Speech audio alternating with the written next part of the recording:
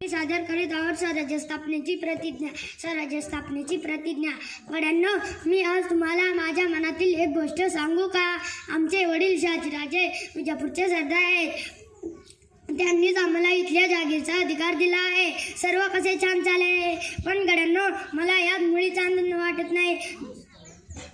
सुलतानांच्या वतनदारीवर आपण संतुष्ट राहावे का? दुसऱ्यांच्या वंदळीने आपण पाणी प्यावे का? मुळीच नाही, मुळीच नाही. आपल्या चारी बाजूंना अनेक परकीय राजवटी आहे. त्यांच्यामध्ये सारखी युद्धे चालू असतात. त्या युद्धात आपली माणसे नाहक मरतात.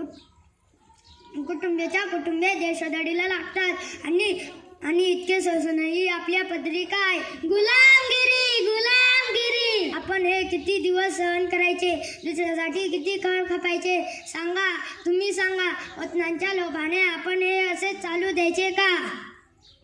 बोला बालराजे, बोला. आपला मनोदय आम्हाला सांगा. तुम्ही जे सांगाल ते करण्यासाठी आम्ही एका पायावर तयार आहोत.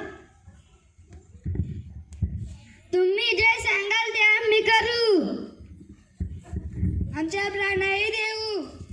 चला तर मग आपला मार्ग ठरला. हो ठरला, हो ठरला. आपले ध्येय म्हणजे हिंदवी स्वराज्य, हिंदवी स्वराज्य.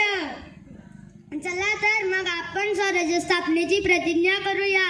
हिंदवी स्वराज्याच्या रूपाने, हिंदवी स्वराज्याच्या रूपाने हे राज्य व्हावे, हे राज्य व्हावे असे श्रींच्या मनात आहे, असे